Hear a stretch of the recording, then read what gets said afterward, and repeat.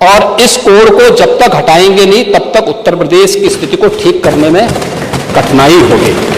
और इसीलिए मैं आपसे कह रहा था, आप तो लोकतंत्र सेनानी हैं, मैं आपकी उम्र का सम्मान करता हूं, आपकी सहजता सरलता का भी सम्मान करता हूं और हमेशा आपको सम्मान भी देता रहा हूं।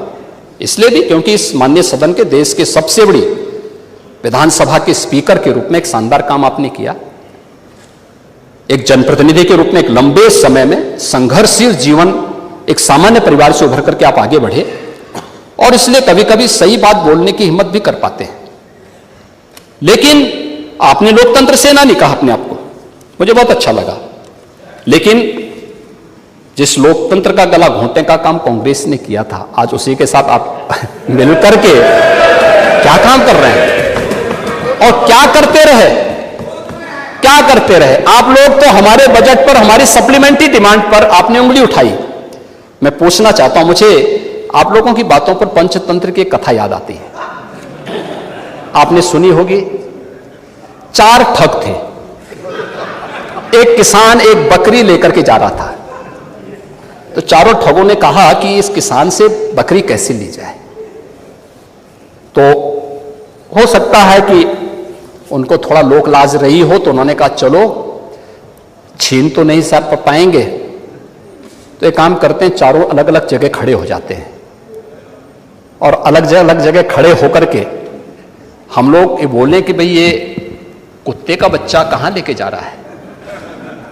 तो एक वो किसान बेचारा अपनी बकरी के बच्चे को कंधे में रख करके लेके जा रहा है, तो पहले ठग के पास से गुजरता है तो बोलता, अरे काका ये सब क्या ले जा रहा है, ये कुत्ते के बच्चे को अपने कंधे में लेके क्या जा रहा है।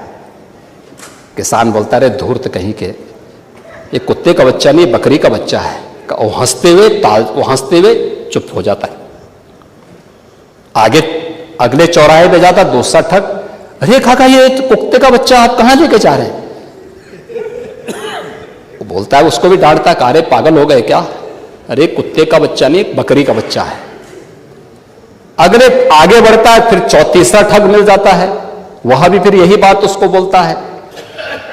चौथे ठग ने भी कहा तो किसान को विश्वास हो गया, उसको लगा कि भोला भाला किसान, अन्नदाता किसान, मेहनती किसान, उसको विश्वास हो गया यार एक व्यक्ति झूठ बोलेगा, लगता है कि मेरी दृष्टि दोष ही मुझे हो गया है, लगता है ये कुत्ते का बच्चा ही है, उसने फेंक दिया उसको। चारों ठगों का काम पूरा हो गया और चुनाव में खटाखट 1 लाख का बॉन्ड, 1 लाख का बॉन्ड कहां गया, कहां गया 1 लाख का बॉन्ड, 1 लाख का बॉन्ड। और मैं इसीलिए कह रहा हूं, शिवपाल जी भाग गए यहां से, लेकिन मैं कह सकता हूं खटाखट नहीं, 27 में सपा चट के लिए तैयारी रखी, 27 में सपा चट। 1 लाख बॉन्ड के लिए हम लोग भी मांगेंगे हिसाब। 1 लाख का बॉन्ड कहां गया। और मैं तो आप सबसे कहूंगा, एक बार जाइए जनता जनार्दन के सामने, पूछिए उनको कि भाई 1 लाख का हिसाब मांगे इन लोगों से, पैसा गया कहां, कौन खा गया, खाने वाले लोग कौन है 1 लाख का। दूसरा संविधान का गला घोंटने वाले लोग कौन थे। और कहते हैं कि मोदी जी तीसरी बार आएंगे तो संविधान समाप्त कर देंगे। मोदी जी तो 10 वर्षों से हैं। बाबा साहब भीमराव अंबेडकर जी का जितना सम्मान मोदी जी ने किया, पंच तीर्थों का निर्माण किया, बाबा साहब भीमराव अंबेडकर के जन्म स्थल मऊ मध्य प्रदेश में भव्य स्मारक का निर्माण किया।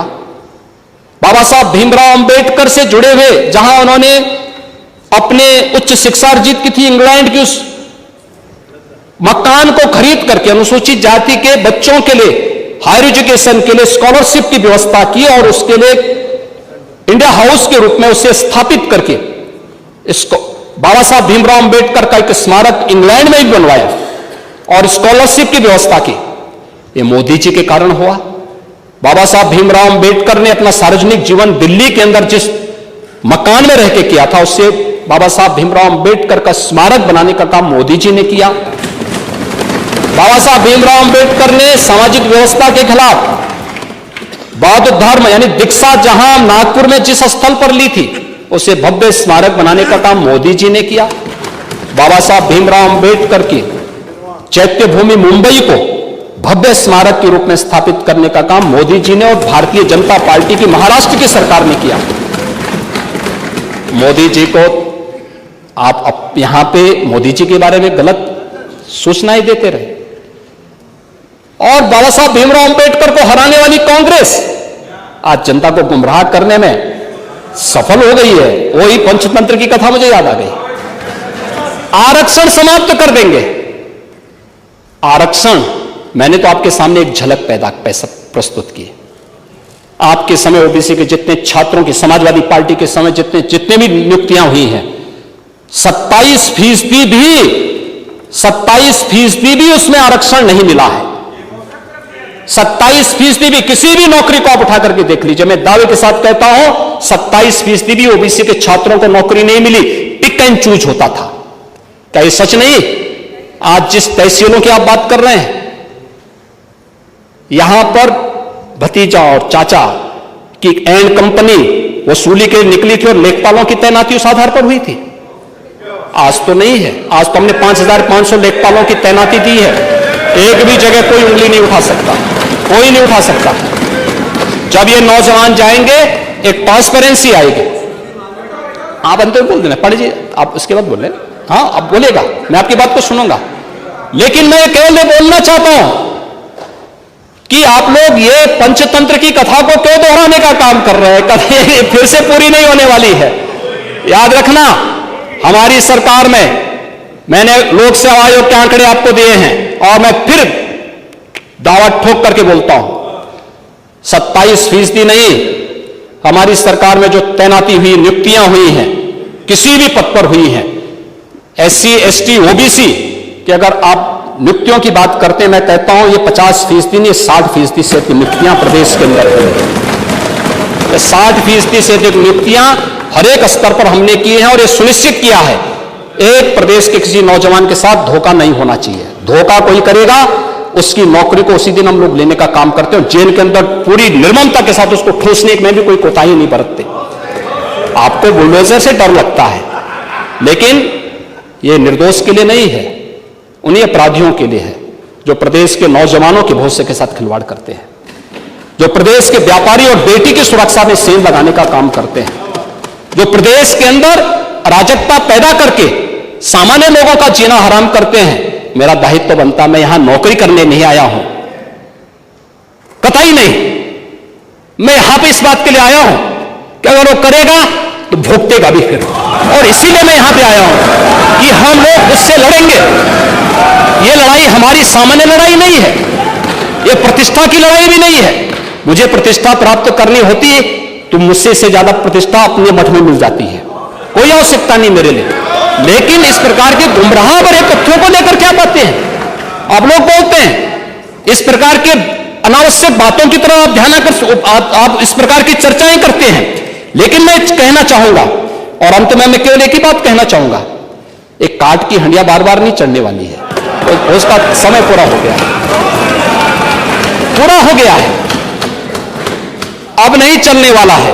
और इसीलिए हम लोग तो इस बात के पक्षधर हैं और वह ये मैं फिर भी आपसे आप लोगों से कहूंगा, आपसे नहीं, आप तो बड़े बुजुर्ग हैं, वयोवृद्ध हैं, पूरे मैं दोनों पक्षों से कहूंगा कि पांडे जी जैसे लोगों को सम्मान मिलना ही चाहिए, क्योंकि वो पीढ़ी लगभग अपने ढलान की तरफ है और मुझे लगता है उन्हें हर प्रकार का सम्मान मिलना चाहिए।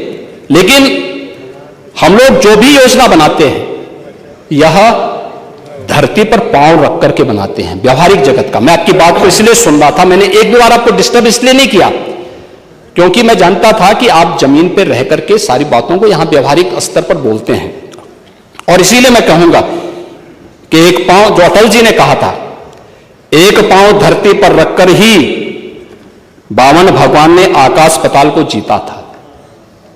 धरती ही धारण धर करती है, कोई इस पर भार न बने, मिथ्या अभिमान से न तने। मुझे लगता है गलतफहमी नहीं होनी चाहिए समाजवादी पार्टी या कांग्रेस को कि वह बार बार खटाखट जैसी योजना के माध्यम से जनता को धोखा दे सकें। लेकिन मैं आपसे कह सकता हूं, ये सरकार चलेगी, मजबूती के साथ चलेगी, प्रदेश के अंदर ट्रांसफॉर्म करने के अपने अभियान को आगे बढ़ाएगी। प्रदेश के अंदर खिलवाड़ करने की किसी को जरूरत नहीं होगी। और कल की जो गोमती नगर की घटना है, उस घटना में भी हम लोगों ने जवाबदेही तय की है। उसके अपराधियों की सूची भी मेरे पास आई है। ये अपराधी हैं, पहला अपराधी है पवन यादव, दूसरा अपराधी मोहम्मद अरबाज। ये सद्भावना वाले लोग हैं, यानी सद्भावना, अब इनके लिए सद्भावना ट्रेन चलाएंगे, इनके लिए बुलेट ट्रेन चलेगी, चिंता मत करो।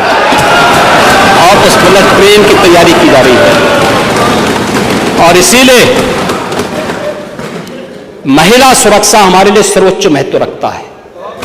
हमने इस बात को पहले दिन कहा है, कोई खिलवाड़ करेगा तो उसका खामियाजा भुगतेगा।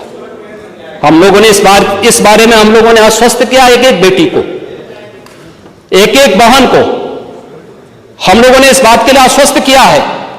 और मैं फिर इस बात को कह सकता हूं, इस घटना को हमने गंभीरता से लिया है। और गंभीरता से लेने का परिणाम है, पूरी चौकी को सस्पेंड किया है, इंस्पेक्टर को सस्पेंड किया है, डिप्टी एसपी, एडिशनल एसपी और डीसीपी, इन सबको वहां से चेंज करके इनके खिलाफ भी कार्रवाई हमने प्रारंभ की है।